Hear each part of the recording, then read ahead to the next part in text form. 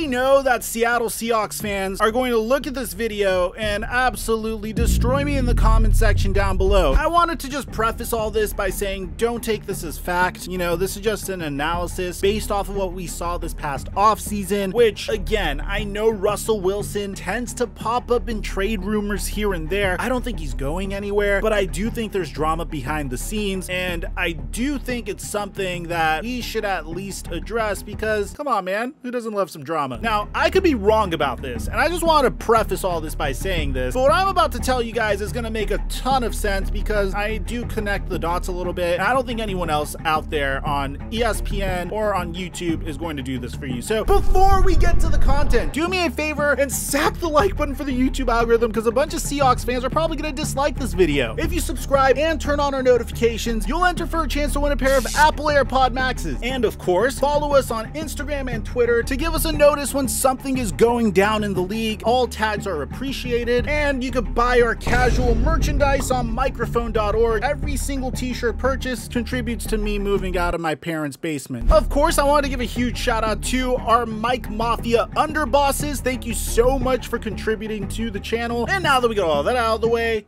break!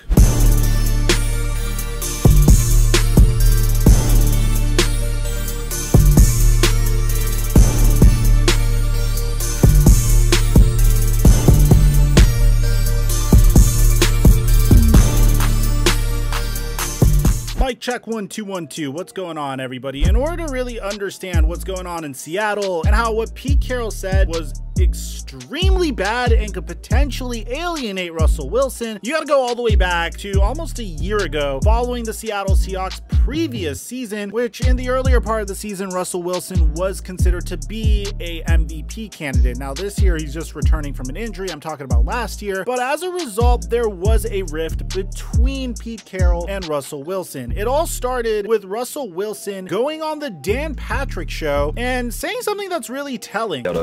Be involved, because at the end of the day, it's your legacy, it's your team's legacy, and at the end of the day, those guys you got to trust. I think for me, anytime you bring free agents in, you know, other players, you want the best players, guys who love the game, guys who want to be a part of that. And as a player, you kind of know that. You get to be around Pro Bowls, you get to kind of see these guys, you get to be in the huddle. You kind of build that over time and get to see who can really play. You know, as a player, you really know. So I think that relationship's really key. You know, especially being a veteran player, you know, that dialogue is really important. Now, bear in mind, this was like a gigantic movement this past offseason. Like, it wasn't just Russell Wilson saying this, it was Aaron Rodgers, who had his moment in May if February was Russell Wilson's time. And then you had Deshaun Watson, who has been saying this since January as a result of, well, the Houston Texans making some fairly incompetent moves in their front office. Now, these comments resulted in an absolute frenzy. Of course, you had people calling the Seattle Seahawks to see if Russell Wilson was available for a trade. Now, ultimately, he didn't get traded, but he was a subject of trade rumors. Obviously, the Seattle Seahawks weren't ecstatic by this entire report because Dan Patrick, I'm going to be honest, as someone that's in media, got the exact thing he wanted from Russell Wilson. A little bit of drama to imply that he is unhappy in Seattle as a result of some things that he is not getting. Now, I want you to understand, like, you have things like Seattle Seahawks management is not happy with Russell Wilson and his camp for taking this to the media, which, to be honest, I don't blame them. Of course, you want to keep all this stuff in-house, because if you give the media a little bone over here, they're gonna take it and blow it out of proportion and get those sweet clicks and ad revenue. Can't stand the media, bro. Now, the real bombshell of the report is that Dan Patrick also said that his source told him the current situation is not sustainable, and Dan said he wonders if the two will be able to coexist. Then, before you know it, a few days later, and this is when you know you're really screwed, The Athletic went all in on this one article saying what is driving the rift between Russell Wilson and the Seattle Seahawks: power and control. This is the super important part, and this is where it applies to us currently, and this is what my take is based off of, so pay attention, bro. It opens up really nicely saying Pete Carroll has built Hall of Fame credentials on what he sees as simple truths about how the game is best played. Run the ball, avoid turnovers, explode in the passing game. It is not because we just want to knock our head against the wall, it is because the game is played well when you don't give the other team the football. The game is played well when you can convert and make first downs, and the game is played well when you can explode on offense. So if there's one thing that you need to take away from this situation, it's that. That's Pete Carroll's philosophy, and I think you can see where this is going. The article reiterates by saying that Carroll believes that formula in his bones, and over again, he has won while implementing it. In contrast, Wilson believes that Carroll's conservative philosophy is limiting his production and, by extension, his ambitions to be one of the game's all-time greats. Because obviously, if your coach wants to be in a run-heavy attack while you yourself are in the prime of your freaking career, especially in 2020, man, like Russell Wilson literally threw for 40 touchdowns and 13 interceptions and had a bizarre 69% completion rating. He had a 73.5 QBR and a 105.1 passer rating. The man was an absolute machine out there, and the Seahawks won 12 games and lost only 4 of them in the regular season. So it's really easy to see where Russell Wilson's coming from here, and I know what you guys are saying, Mike, this is old news, they got over this, but no, just wait, man, it gets crazier. In the first half of the 2020 season, and in a stark break from years past, Seattle unleashed an all-out aerial attack, throwing the ball early and often. Wilson put together the best statistical stretch of his career and emerged as the clear frontrunner for MVP, an award he covets for the implications it would have on his legacy. Now, I know what you guys are going to be saying, like, oh my god, Russell Wilson, you are such a selfish pig. You want to chase an individual accolade as opposed to team success. This man already won a Super Bowl, man, and still people seem to be counting him out. I feel like he just needs that MVP just so he can say, ha, look at my resume. I am more than just a guy that got carried to the Super Bowl by the Legion of Boom and Marshawn Lynch, and more than a guy that just lucked out as the game manager of that Super Bowl run, which I understand. He would say, I'm trying to break away, you know what I mean? Saying that he was chasing Tom Brady, Drew Brees, Joe Montana, and Peyton Manning. Things really began to hit the fan after a 44-34 loss to the Bills on November 8th, where Russell Wilson turned the ball over 4 times, the defense cratered, and Pete Carroll sounded shell-shocked at what he just watched, saying that I don't recognize that game. It's a game that I don't have any place in my brain for. It was an uncharacteristic performance from Wilson and an unacceptable one for Carroll, who dedicated a whole day of practice to turnovers. Now, as a result of this, he would pull back the reins on Russell Wilson in the offense, and he wouldn't cook as much, which pretty much Russell Wilson took as a criticism to the way he played football that one game. Russell Wilson would have a very bad game the next week against the Rams when they lost 23-16, and he would turn the ball over 3 more times. And Pete Carroll's response to it was, we got to get our act together, and stated the importance of a balanced offense that takes care of the ball. Meanwhile, Russell Wilson said that I know that I'm a great football player, I know I've been great, I know I will be great, and I know I'll continue to be great. Now, this is where things got hostile last year, guys. Before a Thursday night game against Arizona, Russell Wilson met with his coaches for some time. Wilson has sought and even pushed for influence within the organization regarding scheme and personnel. In the meeting, he outlined his own ideas for how to fix the offense, and his suggestions were dismissed. Russell Wilson saw this as a reminder that the Seahawks did not see him the same way that he saw himself, as a player who had earned greater control over his situation, his future, and his legacy, and he would storm out of the room. Now, going into the offseason, so you could understand why he said what he said, this man literally went to the Super Bowl last year. He would fly out to Tampa Bay to pick up his Walter Payton Man of the Year award. He and his wife, Sierra, watched the game in a suite next to Commissioner Roger Goodell. And as Tom Brady faced off against Patrick Mahomes on the field below, Russell Wilson seethed. During the game, he texted his former teammate and private quarterback coach to vent about watching the game instead of playing in it. And again, the reason being that Tom Brady pretty much controlled his destiny perfectly. Yes, it took him until his